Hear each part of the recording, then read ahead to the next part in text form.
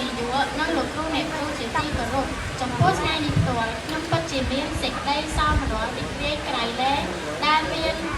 បានលើកឡើងមកលើវេទិកានេះនាងខ្ញុំឈ្មោះប្រាយដែនចលីកាជាសិស្សថ្នាក់ទី6នៃសាលាអន្តរជាតិ SAIS សូមមកបកស្រាយប្រធានបទមួយដែលបានលើកឡើងថា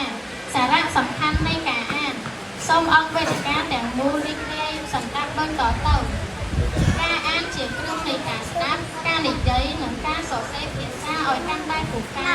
មិនថាអ្នកអានអក្សរខ្មែរអង់គ្លេសឬភាសាក៏ដោយគឺទាមទារឲ្យអ្នកពូកែអាន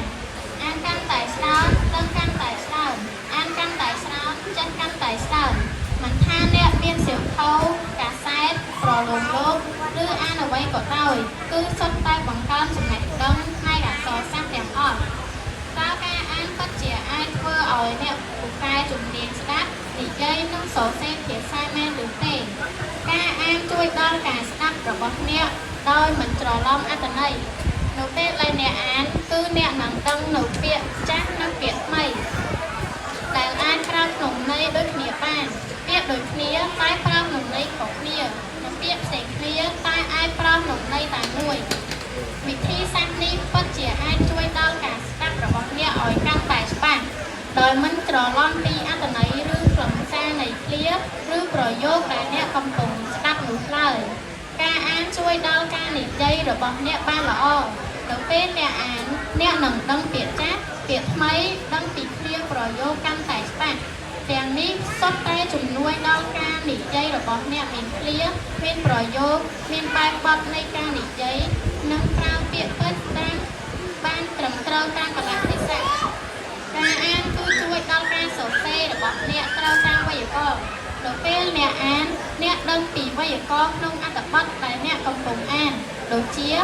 បៀបប្រើឃ្លាប្រយោគល្បះរបៀបប្រើភ្នាក់ជាដើមដូចនេះការអានពិតជាមានសារៈសំខាន់ណាស់ក្នុងការអភិវឌ្ឍខ្លួនឲ្យប្រសើរឡើងទៅទីបញ្ចប់នេះខ្ញុំសូមគោរពជូនពរគណៈអធិបតីលោកគ្រូអ្នកគ្រូនិងអាណាព្យាបាលសិស្សទាំងអស់ឲ្យជួបតែពុទ្ធពរទាំង4ប្រការគឺអាយុវណ្ណៈសុខៈនិងពលៈកុំបីទៀងទៀតឡើយសូមអរគុណ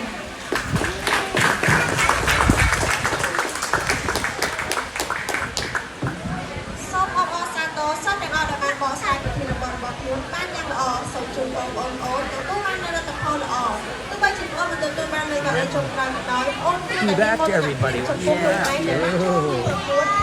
To the matter ទទួលបានបទពិសោធន៍ល្អនេះខ្ញុំសូមជូនបងប្អូនមានសុខភាពល្អនិងជោគជ័យសម្រាប់ពេលអនាគត Congratulations to all the students for their wonderful performances and good luck with the final results. And even if you are not the winner, you should be very proud by just entering the competition and challenging yourself and gaining experience. We wish you all good health and success going into the future. 非常感谢6位同学在本次节目上基础的解说。